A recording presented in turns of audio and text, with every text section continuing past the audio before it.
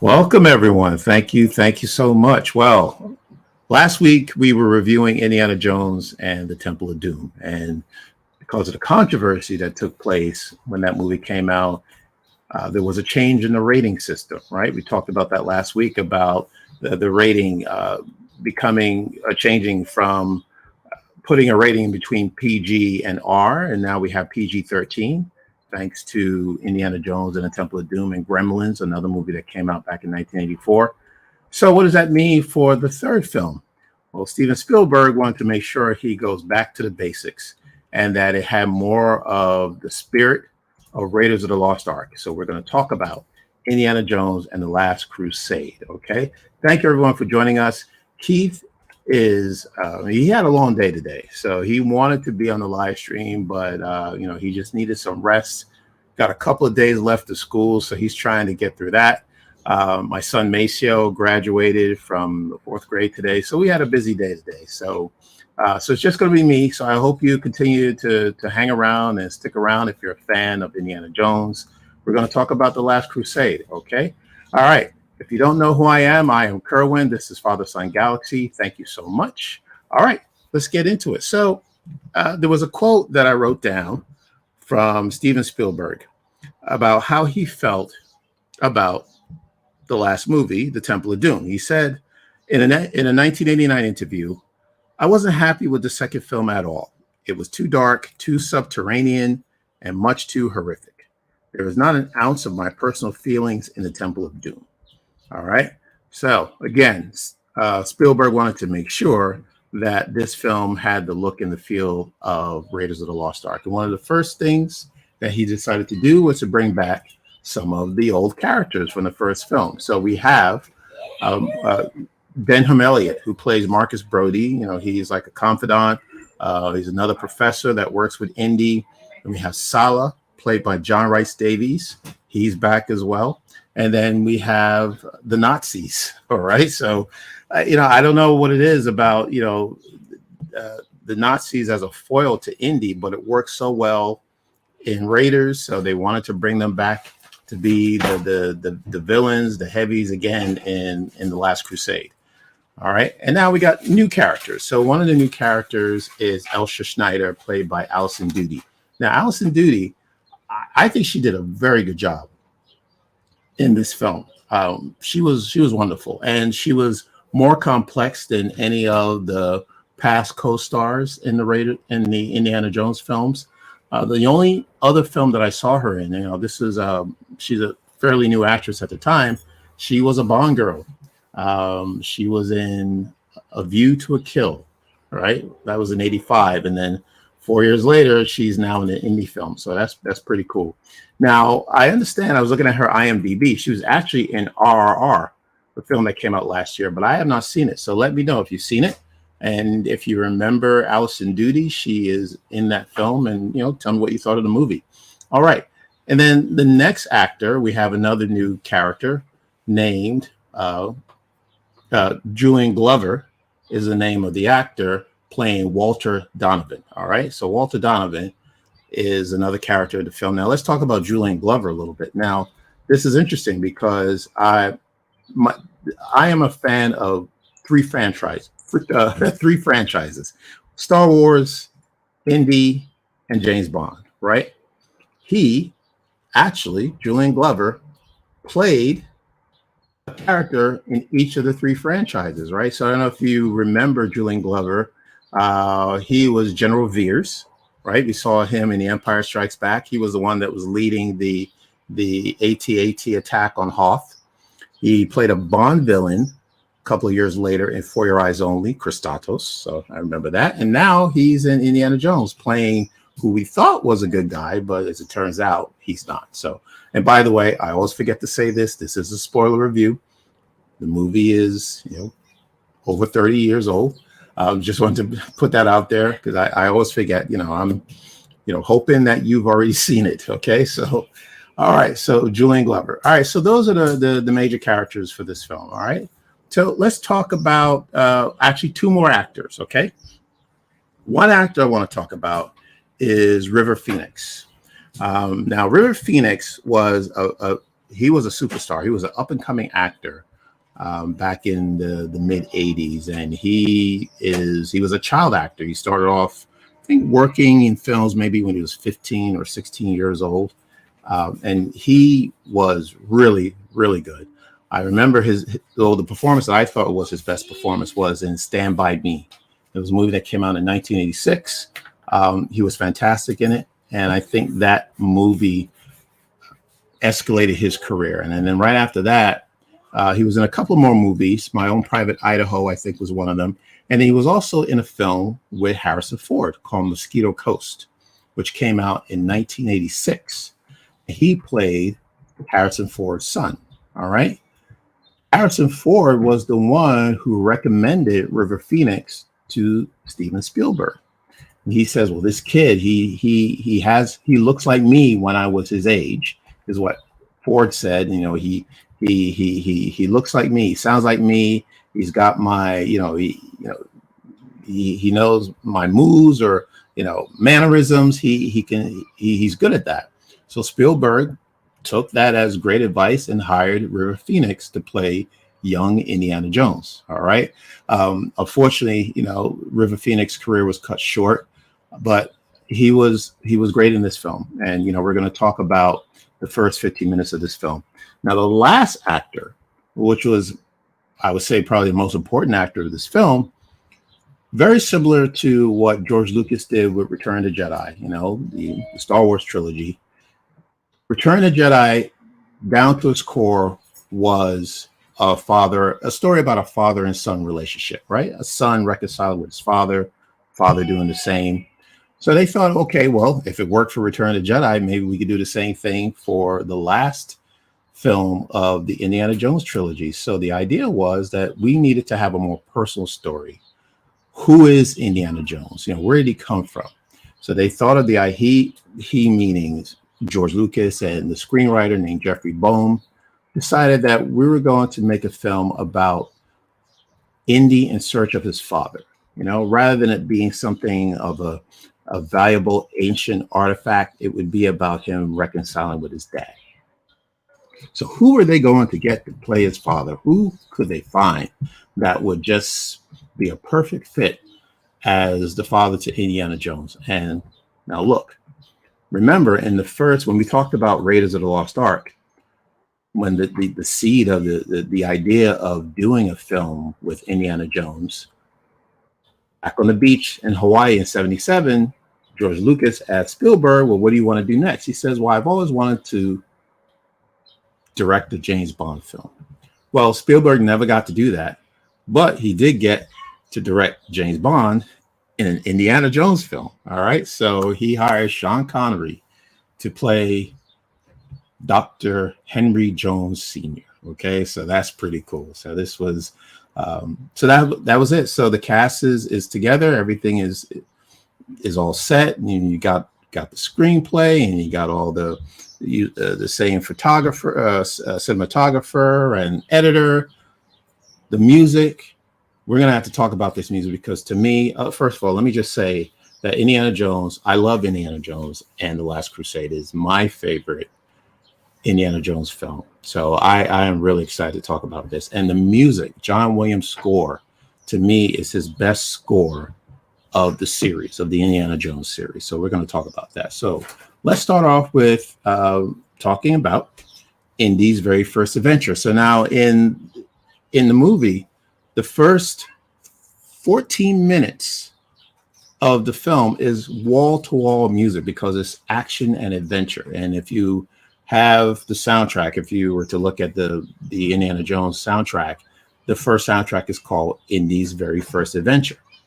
And it starts off slow and then it picks up, and it's glorious 14 minutes on the screen. Indy looking for the cross of Coronado. It belongs in a museum. He gets the cross and he takes off on the horse, and the horse rides to the train. He jumps on the train. It was an awesome scene. It's one of my favorite moments, and the score just matches it, beat by beat. So then we get to know a little bit more about who Indiana Jones is, about his phobias, about snakes, right? When he dropped into the a car full of snakes. And we know that's how he came to not love snakes. The whip, the bullwhip. He found the bullwhip inside one of the box cars, and tried to tame the lion. And then when he snaps the whip, he actually hits himself in the chin, which is interesting because Harrison Ford actually has that scar on his chin. That's for real, because he was actually in a car accident many years back. So they wrote that into the script. That was a part of the character. So that's that scar that's there. All right. Okay. And then, we'll learn about the hat and the leather jacket, because the guys that are after Indy to get this cross, one of the guys is dressed in a fedora. He's wearing a leather jacket. So Indy must have looked up to this guy and said, "Hey, this guy looks pretty cool," and then took his look, right? So that's how we got the fedora, and that's how we got the leather jacket. All right. So as it opens up, we see that Indy is back in college, and he's at the board, and he's giving a lesson, and Brody comes in, and they talk about this cross that Indy wanted to have. He wanted this cross all of his life. He's been looking for this cross. He's got it. Now on to the next mission. So he gets a visit from a couple of guys in suits and a cap, and he meets Walter Donovan, played by Julian Glover, right? And Julian Glover goes on to tell him about the Holy Grail, right? And the Holy Grail is, I don't know if people out there who are into the King Arthur stories or literature, we know that the Holy Grail is this cup. It's a chalice, right? According to the story, it's the chalice that Christ used during the Last Supper. And there's also the same chalice that he used to collect his blood when he was during the crucifixion. All right. So the plan is, okay, well, this Holy Grail, Donovan seems to know where to find it. Well, he's got half of a map, and he's asking for Indy to look for the other half of the map. Now, this is not something that Indy had any interest in. And his father was actually the one who was into the Holy Grail and the search for the Grail. So Indy says, "Well, why don't you ask my father?" And then that's when Donovan said, "Yeah, we did, but he's gone missing." So on to Venice, Italy, and on to Q&A. All right, so let's see who we have for Q&A. Alex, that's awesome that Sean Connery was chosen a great actor, one of the best. Yes, he is one of the great actors. He absolutely, yeah. Eric Elliott, thank you. I think the number one thing that makes the character so iconic is the dedication to adventure. Yes, it brought adventure serials of the 30s and the 50s to a new generation. Yes, it does. Absolutely. Yeah, I think that's the appeal of it. So now we're off to Indy. So the adventure for Indy is he's not really looking for the Grail, right? It's not about the Grail. It's about finding his father. But along the way, he meets Elsa Schneider, who was the last person to see Henry Jones. And, there's this, let's talk about some of the adventure scenes. One of them was the adventure at the beginning of the film with the train ride, the train car. The boat chase was actually pretty cool. That was actually not even shot in Venice. That was shot in a London backlot. There was a river in the back, backlot of a London stage, actually, but it was pretty cool. And we get to meet the guys, the brother of the cruciform sword, who are the keepers of the Grail. They don't want anybody to get at it. But again, that's not what Indy's looking for. So second, there's another action scene I want to talk about, and that's the one with Indy and his father. After he finds his father, he rides the motorcycle. He's being chased by the Nazis, and they get away in this motorcycle. So you have Indy's dad is riding in the car, and Indy's the one on the cycle, which is pretty interesting because you would think, Sean Connery, he's this big actor, right? He doesn't need to be riding in the sidecar, right? He should have his own motorcycle, you would think. This man was James Bond, but, he was so humble about who this character was and who it needed to represent. He is the dad, yes, but he is, an older gentleman. But he knows that, this is his son's adventure. So he's on he's on the ride with them. Okay, so then that means, okay, well, I don't get to ride my own motorcycle. I'm not the star of this movie, but I am here to support Indiana Jones, Harrison Ford. So that was pretty cool, and it didn't look like he didn't look silly being in the sidecar. I thought he looked pretty cool in his tweed suit and hat and the glasses and the beard. And by the way, I don't know if you know this, but the age gap between Harrison Ford and Sean Connery is only 12 years old. They're only 12 years apart, which is pretty funny. So, which means that Harrison Ford, I believe, was 47 around the time that the movie came out, which makes Sean Connery 59 years old. Only 59 years old. And he was playing Harrison Ford's dad, but it worked out. It worked out great. All right. The next action scene, wonderful, was the truck chase. All right. Or the tank chase, not a truck. The truck was in Raiders. So the tank chase was actually pretty cool as well. And I enjoyed that very much. And what I like is seeing all the characters. We got Sala and Brody, and we also have Indy's dad and Indy together trying to get away from the Nazis once again. That was actually pretty cool. Marcus Brody, let's talk a little bit about this character. Now, if you remember Marcus from the first film, he didn't really have much to do. I mean, he stood behind while Indy went on his adventures, but this time he seems like a fish out of water, right? So he's on the road, he's on the adventure with Indy, and he has such comedic skills, this actor. It's pretty funny to see him in such a lighthearted role, But yeah, that was good for him to take him out of his comfort zone and put him on the road with Indy. So that was awesome. And then we also have Sala, who's also there, and we got the tank chase. Once again, wonderful, awesome. One of my favorite moments in the film is when the tank actually goes off the cliff, and Dad and Sala and Marcus thinks Indy's dead, and they're looking over the cliff and trying to see where he is, and there's Indy trying to climb back up, and he gets up, and he's wondering what everybody else is looking at, and he's standing behind everybody looking around. So that was pretty funny. All right, so let's talk about the final sequence of the film, because I think this is the most important part of the film for me. That really made this one of my favorite films, my favorite Indiana Jones film, at least. So again, we know that they're on the search for the Grail. So they found a place of where it's located called the Canyon of the Crescent Moon. All right. Indy is given his dad's diary. His dad had everything written down in the diary, everything that he needed to do to find the Grail, right? And there was a part where, there was things that he had to do as far as being the penitent man, means somebody who is humble, who has asked for forgiveness and kneeling. Now, let me just talk about this, because this is very tricky to really do a film based on religion and spirituality, because that's not always a great topic for people. People would rather just not talk about religion, or they don't believe in any type of religion. But yeah, for some reason, it just works in an indie film, and I don't know why. It's pretty much the same as what it was in Raiders. The Ark of the Covenant, is supposed to be something that was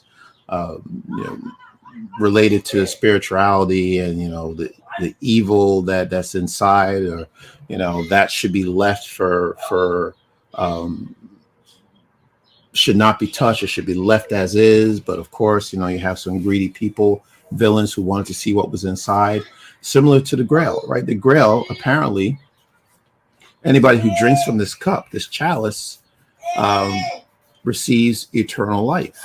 All right. So I guess who wouldn't want that? So Walter Donovan, of course, the evil person he is, wants to go and find this chalice, but he doesn't know how to go about it. So then he looks to Indy to find it. Now Indy says, well, I'm not interested in looking for your chalice. He's holding a gun at Indy. And then Indy says, well, shooting me is not going to help you. And then Donovan says, you know what, you're right. And he turns a gun on his father and fires the gun there.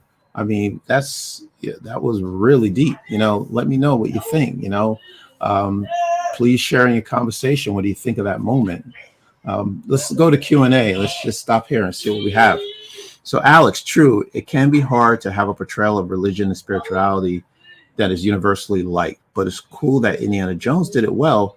Reminds me of how Daredevil also handled religion well. Yeah, it's a very tricky subject, Alex. Yeah, it's not easy, but it seems, like you said, it seems to work in Indiana Jones, and that's what I like about it. That's one of my favorite parts. So, Eric, I mean, Indy was never supposed to be all hard facts with the artifacts. A lot of mixing of legends of different cultures for inspiration. Good point. Very good point. Yes, it is inspiration. Yeah, exactly what that is. Yeah, this is, it's all about, it's not always about the artifact, right? It's about, okay, well, what does the artifact bring? What is it for? How is it going to be used? Is it going to be used for good? Is it going to be used for evil? We don't know. So now Donovan has turned the gun on Dr. Jones Sr. And so now, throughout this movie, again, the Grail was not important to Indy. But now that his father is shot and he knows the only way to save him is to find the Grail. So now the Grail is the most important thing right now. Nothing else matters but saving his dad. Okay. So that's what he needs to do. So there's certain steps that he has to follow to get there. And the last step, we talked about being a penitent man, kneeling, and then spelling Jehovah with an I instead of a J. We got past that. Now, the third one, the leap from the lion's head. This scene in the film reminded me so much of what Luke was trying to learn from Yoda in The Empire Strikes Back on Dagobah. So if you recall, Yoda was trying to explain to Luke about the Force and how it works, and believing in something seen or unseen, right? That the Force is around us, it's everywhere. And the point of that is Yoda's trying to teach Luke to have belief, have faith, right? That, if you have the Force, that you can do anything you want. Nothing is impossible, right? Even getting your ship out of this swamp, right? His X-Wing. Luke tried it, but he failed. And then he said to Yoda that it's too hard, and we know what happens. And Yoda shows him how it's done and lifts it out of the swamp. But one of the things that Luke said to Yoda before that happened was, you're asking for the impossible. Now, bring us back to this scene with Indiana Jones, right? And he's trying to figure out, the idea is that he needs to leap or take a jump from one side of the temple to the other, but there's no bridge, right? So how is that possible? Well, from his father was trying to show him that you have to believe, right? It's all about belief. It's having faith. Like, you don't know what the outcome is going to be. And in Indy's case, I mean, this is a life and death situation, because if he didn't have the belief or the faith to make that jump, there wouldn't be an Indy 4, right? So he would be gone. So I find that there's a parallel story between what Luke was trying to learn, and what Indy is trying to learn about believing in yourself and believing in something that you can't see, and just taking that leap of faith is what Indy had to do. And also Luke had to take that leap of faith as well and believe that he could lift that X-Wing out of the swamp. All right. So I thought that was very well done. I don't know if that was intentional, if it's because it's George Lucas, maybe he has something to do with having the storyline be quite similar, or the lesson to learn be very similar. But it was wonderful. And then we know what happens, it was great acting by Harrison Ford, like when he clutches his chest and he closes his eyes and he takes that deep breath and he makes that step, and then all of a sudden he's like he's floating in midair, and then you see the bridge appear, and the music that John Williams has, the inspirational music is just really, sometimes it gets me teary-eyed when I watch it sometimes, so that was pretty awesome. And as he's going through the trail and getting towards the Grail, of course, Donovan, he's got it's open field for him because he doesn't have to do any work. He's just following behind every path that Indy is following. All right. So Indy finally gets up to the chalice, where all the cups are, many cups and chalice, and then he finds the knight who is the keeper of the Grail and has been there for 700 years. And, this knight was hoping that Indy would be the one to relieve him of his duty. And that's not what Indy is there for. And then it was played very well, because now you have Donovan and Elsa Schneider, who is working for the Nazis, but then you could see that she's growing a streak of greediness herself and trying to figure out, how am I going to get Walter Donovan out of the picture? And she does. And we'll talk about that right after Q&A. What do we have for Q&A? Alex, that is very powerful. Both Luke and Indy's examples are important for real life too. We deal with a lot of uncertainty and fear, and we have to accept both and move forward. Well said, Alex. That's absolutely true. Eric, I think the Shiku, the Killing Stone of Japan, will be an interesting artifact to have an Indy story use. So interesting. So it's an old Shinto legends about deities and mortality attached to it. Wow, that's very interesting. That does sound like an Indiana Jones artifact. That would be a great adventure. Who knows? Yeah, that might be. I can see that as being a something for Indy to look for. That's pretty cool. All right, so now here we are. We're at the temple. We got all these cups. We don't know which one is the cup of Christ, the one that, if you drink out of it, it brings you eternal life. Donovan doesn't know what to do, so Dr. Schneider steps in and says, "Oh, well, let me get it for you." And she gives him the wrong cup intentionally, so that he's out of the picture. He drinks the cup and he's thinking, okay, makes a toast to eternal youth, and then the opposite happens. He's gone. He ages rapidly and he turns to dust. So now they find the actual cup. And then, by the way, so that actually leads up to probably the best line in the film, in my opinion, when Donovan drinks the water from the cup, and then he perishes and he turns to dust. And then the knight says, "He chose poorly." That was pretty cool. That was pretty funny. So they find the right cup. Indy chooses wisely. He goes back and he's able to save his dad. His dad also drinks from the cup, and then the bullet wound. Indy is able to take care of the bullet wound, and then now the wound is not gone. Now it's time for them to leave, and then Elsa decides that one of the things that the knight said to all of them is, you can't take the cup, the Holy Grail, past the seal. And what does Elsa do? She takes it past the seal, and then walls start crumbling down, and she falls into a crater, and Indy is doing the best he can to try to pull her back up, but she's still going after that cup, and then she falls.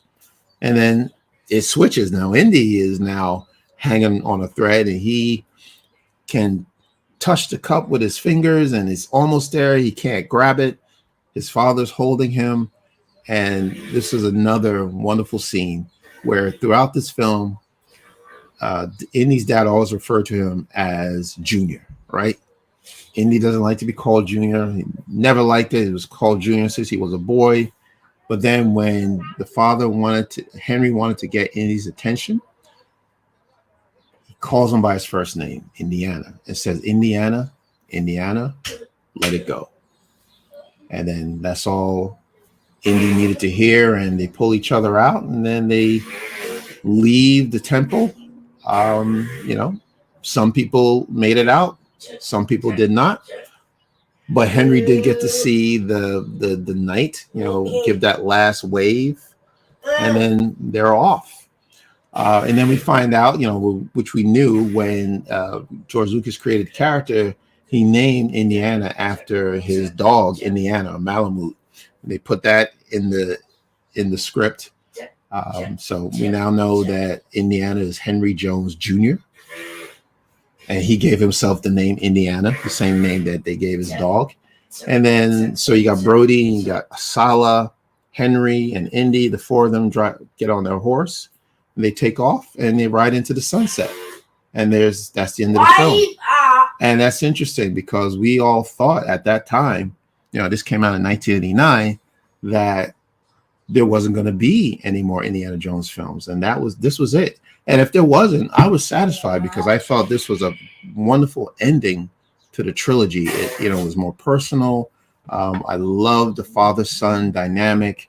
You know that they love each other, and they don't have to say "I love you" to know that they love each other. You know, just by, you know, the things they say to each other, and how there are scenes where Indy would show a look of adore, or, you know, looking up to his father and realizing that he is so much like his father. You know, he's, you know, Henry's a little adventurer himself, you know, so it's a great film. I love it. You know, of course I didn't go through every scene in the movie, but just touched on the ones that I enjoyed very much. I mean, we still have the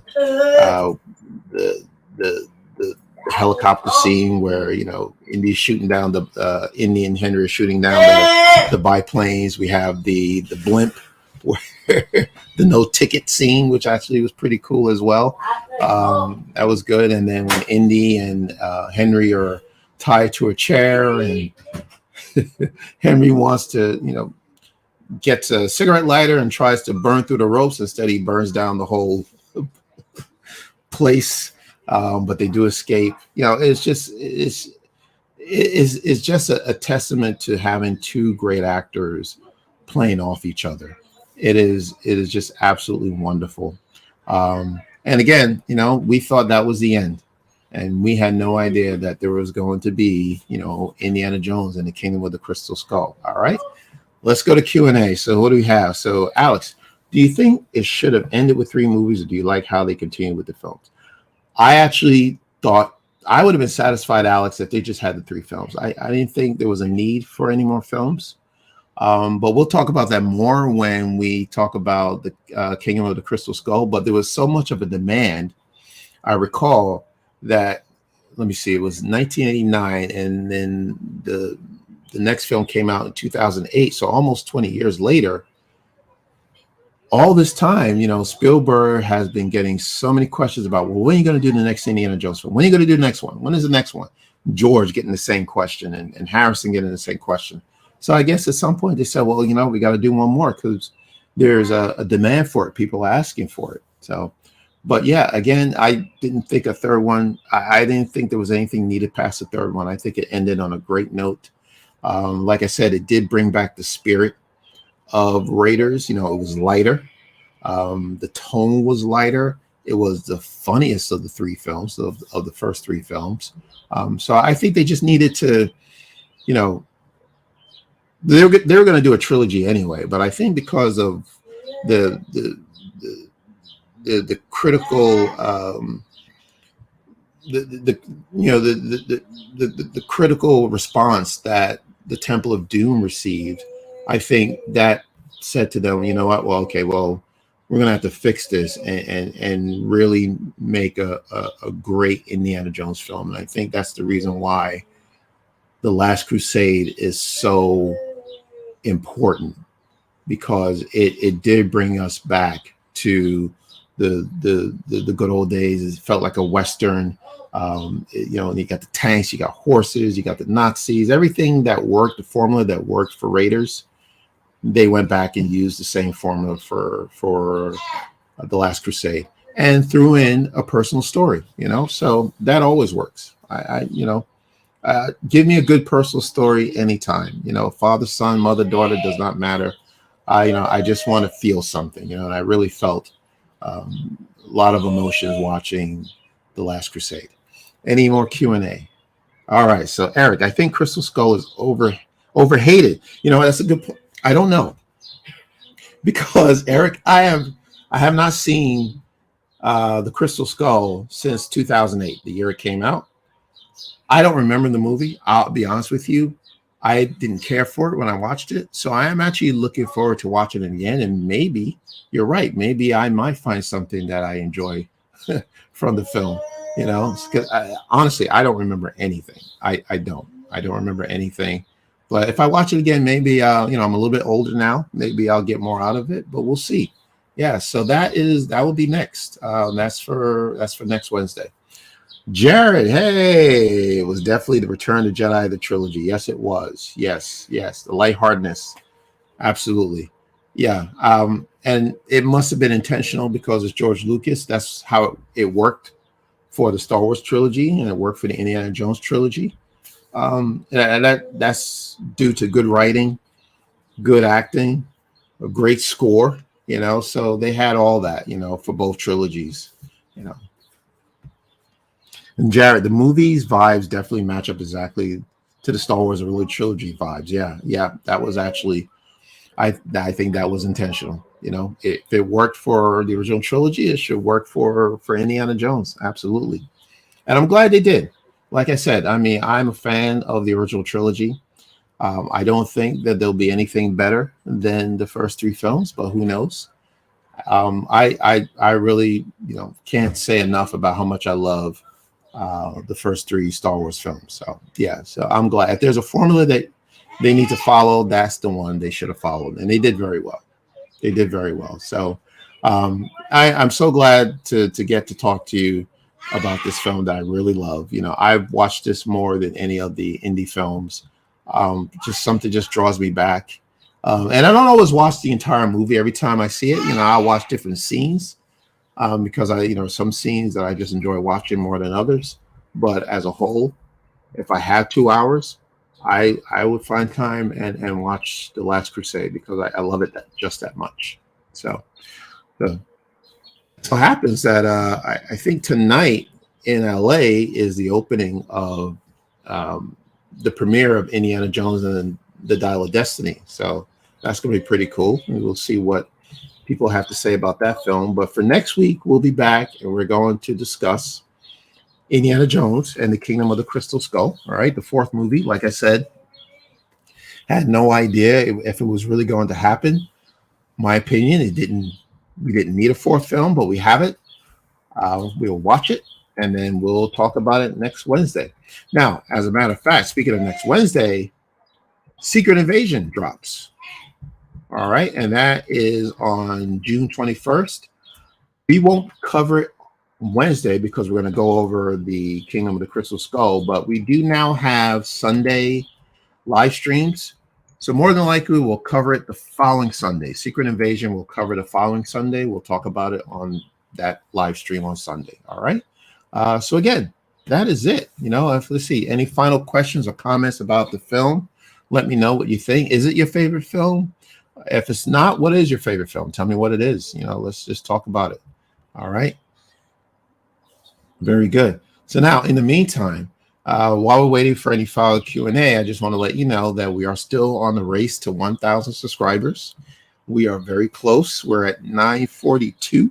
All right. So we're getting there. All right. So please tell all your friends, family, neighbors, teachers, students, tell them all, if they're not a subscriber, they can subscribe to our YouTube channel, okay?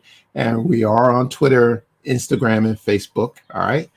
We have a website, fathersongalaxy.com. We have a shop. You can look for that information on our website. And we also have a Patreon page if you incline to support us that way. Or, hey, look, supporting us, being on these live streams, just taking some time out of your day, half hour, 45 minutes to an hour to talk Star Wars or indie or Marvel, that is really supportive and that really keeps us going. So thank you so much once again. Final Q&A. What do we have? Alex, I don't think it's quite Indiana Jones style, but I did enjoy the Lara Croft movie that came out a few years ago with Alicia Vikander. I have not seen Alicia Vikander's version of Lara Croft. I know now the actress' name is Angelina Jolie. She played Lara Croft way back. Again, another movie I saw, but I don't remember it. It didn't really register with me. But no, I had to check out the one with Alicia Vikander. Alex, thank you for telling me about that one. That's good. And Jared, before you log off for the evening, are you going to see the Flash movie? We were just talking about that. I do want to see the Flash movie. I hope to see it this weekend. I don't think we'll cover it on the podcast. Nothing against DC. We love DC. All right, just want to put that out there. We love DC, but we probably won't cover it. But if somebody brings it up during the live stream, I'm not going to turn them down. And if they want to know my thoughts of the movie, I'll absolutely tell them that. But we won't cover it. So Jared, so if you're on any of the live streams after next weekend, you want to talk about it, we'll talk about it. All right. But I can't wait to see it this weekend. I'm hoping, my wife will let me go to the movies this weekend. So I have to get her permission. Eric, we might have other plans. We may have. Okay, we got other plans. Oh, that's right. It's Father's Day this weekend. I almost forgot. It's Father's Day. Okay. Eric, Tintin has some indie vibes. Yes, The Adventures of Tintin, another Steven Spielberg film. Absolutely has some vibes, and I really enjoy that film. Yeah, that's great animation as well. Alice, I still need to see Indiana Jones films, but my favorites are the dark. Alice, you haven't seen any of the Indiana Jones films? Okay, but my favorites are The Dark Knight, which is a masterpiece. Inception, yes. Nolan, Christopher Nolan, and the Spider-Verse film. So Alex, all right, yes. We talked about Across the Spider-Verse this past weekend, and we loved it. So we're gonna go see it again. I don't know when, but it's a fantastic film. So anytime you want to talk about it, just let me know. Jared, congrats again to Maceo. Thank you, Jared. Yeah, it was a wonderful day today. It was emotional. It was very teary-eyed. Maceo has come a long way. It hasn't always been easy for him, but he was able to walk down the aisle on his own, and he got his certificate all by himself. So we're so proud of him. And so we look forward to what's going to take place in this summer, and his new school. He's going to be in the middle school now, same school with Keith. So that's going to be interesting. So congratulations to Maceo and to Keith as well, who's going to be going to the sixth grade next year. So we're all getting old. That's pretty cool. But thank you for asking, Jared. Thank you. Congratulations, Maceo. And if I don't speak to you on Sunday, happy Father's Day to all the fathers out there. But we will do we'll have a special live stream this Sunday. We hope to speak with some fathers. I'm not going to give up too many of the details for Sunday, but if you're around, we're going to celebrate Father's Day. We're going to talk to different fathers, talk about Star Wars, talk about the trials and tribulations of being a father. So I'm looking forward to that. So I hope you'll be around for Sunday. If not, then we'll be back again on Wednesday. We're going to talk about the Kingdom of the Crystal Skull. All right. Any final comments or questions? Alex, not yet for the indie films, but it's high on my list. And we'll let you know about chatting about the Spider-Verse and the indie film. So happy for Maceo. Thank you so much for that. Yeah. I know there's a lot of movies out there, Alex, but it's once you get around to seeing indie, let's talk about it. It's so much fun. I feel bad that I now know that you have not seen the indie films, and I feel like I spoiled them all for you, but don't matter. Please go check it out. Yes. All right. Yeah, it's wonderful. I love talking about Indiana Jones, and I'm looking forward to the Dial of Destiny coming out on the 30th. So that's coming close. Oh boy. And then watching the Kingdom of the Crystal Skull. Keith has not seen it. I haven't seen it in over 15 years. So this is going to be interesting. I'm going to be looking forward to it. Don't worry. The spoilers get me even more excited to see them. Okay, great. Wonderful. Wonderful.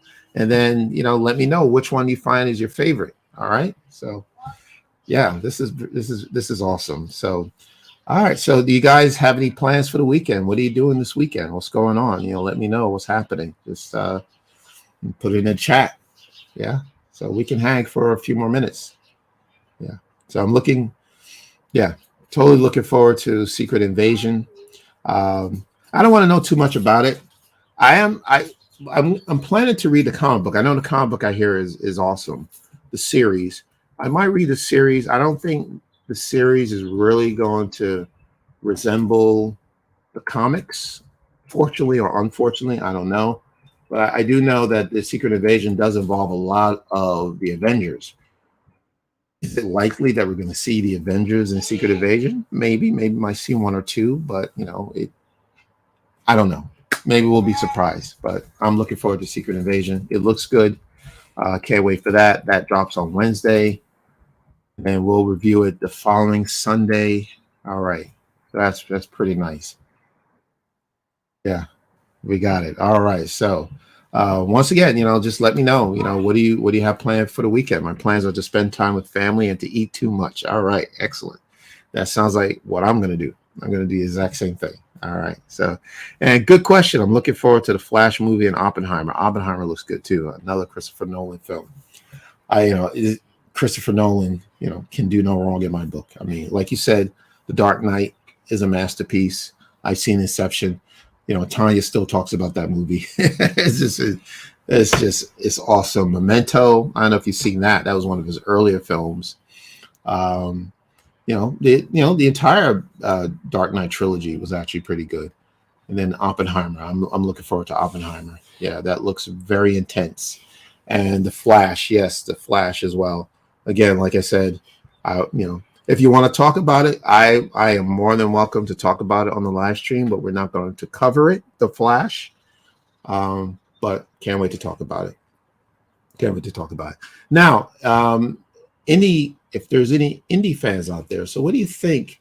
Any idea what we're going to see or who we're going to see in the Dial of Destiny? Any ideas? I wonder. And by the way, I was talking about this actor, Julian Glover, who appeared in 3 of my favorite franchises. All right, so that's James Bond and Star Wars and Indy. Now, he was also in Marvel. All right, so he played a villain in I'm sorry. No, he was not in Marvel. I was going to ask a question. I gave away the answer already. So we had Julian Glover, who played a character in each James Bond film, an Indy film, and Star Wars.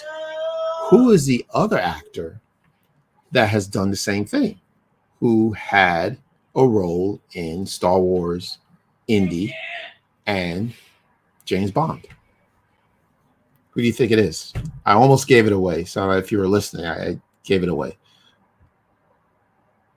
Anybody? Any guesses? All right. Well, it's Mads Mikkelsen.